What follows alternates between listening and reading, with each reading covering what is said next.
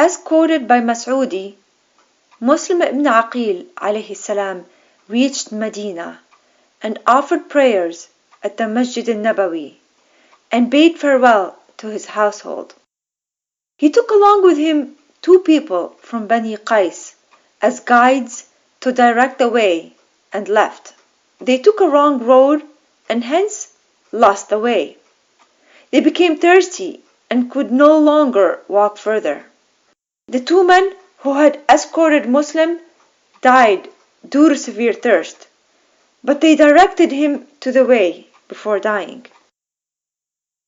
Muslim advanced further and stopped at a renowned halting place called Maziq and dispatched Qais ibn Mushhir al-Sawdawi with a letter to Imam Hussein alayhi salam, which read as follows: Now then, I left Medina accompanied by 2 escorts as guides, but we lost the way and became intense thirsty, and the 2 associates died because of it. We proceeded further until we found water, and hence saved ourselves, and this place called Maziq in Batni Jannat. I consider this to be an ill omen. If you deem fit, please relieve me and dispatch someone else to pursue this task. Salutations. Imam Hussein alayhi salam replied to him, Now then, I fear regarding your excuse to relieve you from the task for which I sent you is due to fright. Therefore, proceed further towards what I sent you. Salutations. When Muslim read the letter, he said that he did not fear anything for himself and proceeded further. He reached a water place, which was of Bani Tai, and dismounted there and then proceeded further. Suddenly, Muslim saw a hunter shoot an arrow towards a gazelle, who came into his sight and killed it. Thus, Muslim said, Allah willing, we too shall kill our enemies thus, and proceeded further. As is written in Muruz al-Zahab, that he, Hazrat Muslim, entered Kufa on the 5th of the month of Shawwal. According to the narration of Tabari, he resided at the house of Mukhtar ibn Abi Ubaidah, and the Shia came to visit him. Then, when a group of people gathered, he read the letter of Imam Hussein alayhi salam to them, hearing which they started weeping. Then, Abbas ibn Abi Shabib al-Shakari arose, and after praising and glorifying Allah, said, Now then, I do not speak for the people, nor am I aware as to what is concealed in their hearts, and thus I do not want to deceive you. By Allah, I only say that which is in my heart. By Allah, I shall respond to you whenever you call out, and shall fight your enemies by your side. And in your presence, I shall strike them with the sword until I meet Allah. And I do not intend anything except Allah's favor in lieu of all this. Then Habib ibn Mazahir Faqasi stood up and said, May Allah's blessings be upon you. You have revealed concisely whatever you had in your mind. I swear by Allah, besides whom there is no other deity, that I too am of the same belief as of this man, referring to Abbas who preceded him. And then he repeated what Abbas has said. Hajjaj ibn Ali says that I asked Muhammad ibn Bishr that, Did you not reply to him? Muslim. He replied, I desired that Allah would grant success and esteem to my friends, but I did not appreciate being killed, nor did I like to utter a lie. 18,000 men swore the oath of allegiance to Muslim, and hence he wrote to Imam Hussein alayhi salam informing him about their oath, and invited him to come to Kufa. This letter was written by Muslim some 27 days before his martyrdom. The Shia visited Muslim quite frequently, and the place of his whereabouts became known. Nu'man ibn Bashir issues warning to the people of Kufa. This news reached Nu'man ibn Bashir, who was made the governor of Kufa by Muawiyah, and Yazid too had let him remain in his place. He ascended the pulpit, and after praising and glorifying Allah, said, "Now then, O slaves of Allah, fear Allah and do not make haste in spreading mischief and discord, for it will result in the murder of men, bloodshed, and confiscation of wealth. I do not fight the one who does not confront me, nor do I advance towards the one who does not advance towards me.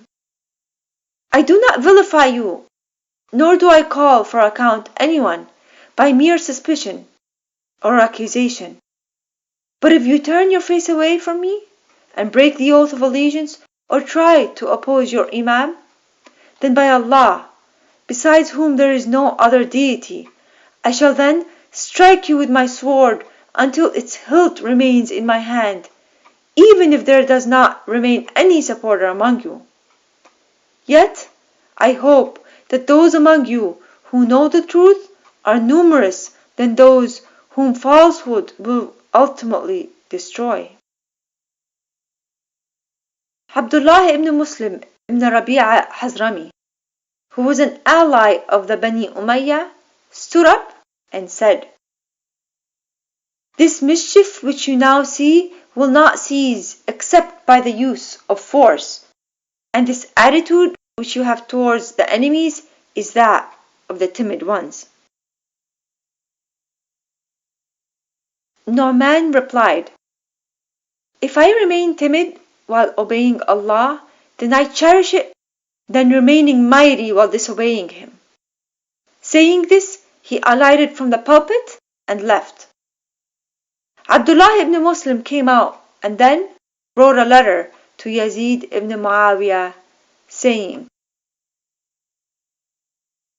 "Muslim ibn Aqil has come to Kufa, and the Shia have pledged the oath of allegiance to him on behalf of Hussein ibn Ali.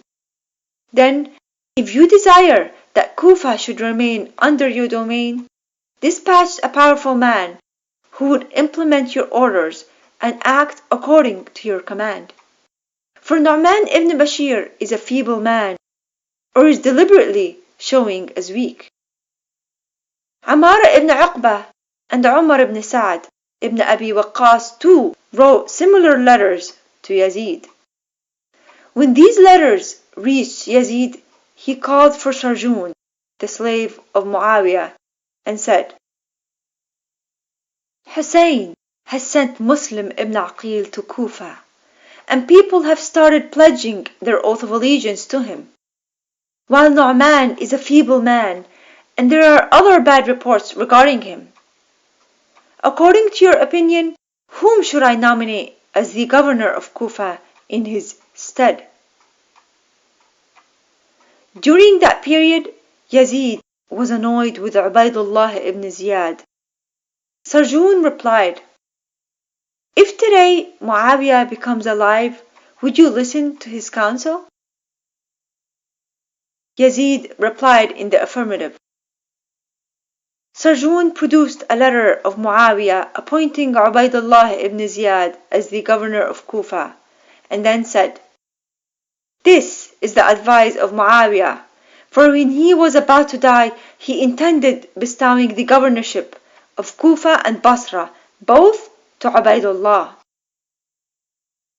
Yazid agreed and sent a message to Ubaydullah.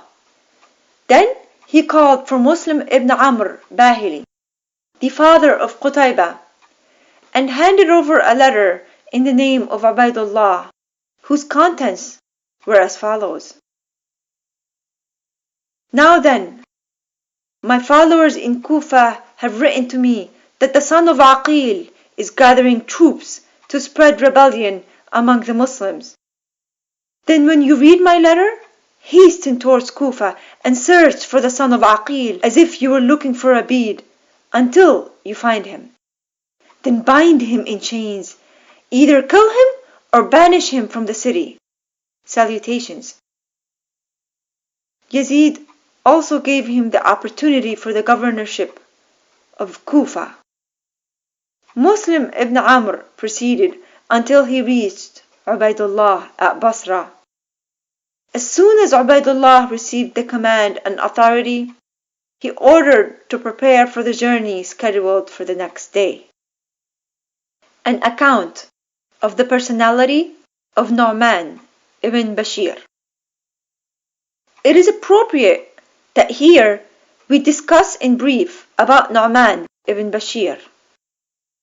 His name is Nu'man ibn Bashir ibn Sa'ad ibn Nasr ibn Thalaba Khazraji al-Ansari.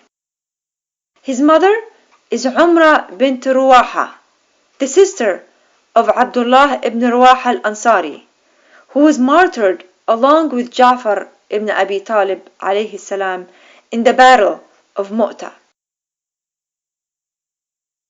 It is said that Nu'man was the first child among the Ansar, helpers of Medina, to be born after the Prophet entered Medina. Just as Abdullah ibn Zubair was the first child to be born among the Muhajirin immigrants after the Prophet's entry into Medina. His father Bashir ibn Sa'ad was the first person to swear the oath of allegiance to Abu Bakr in Saqifa, and likewise the other Ansar followed suit. Bashir was killed in the battle of Ain al-Tammar along with Khalid ibn Walid.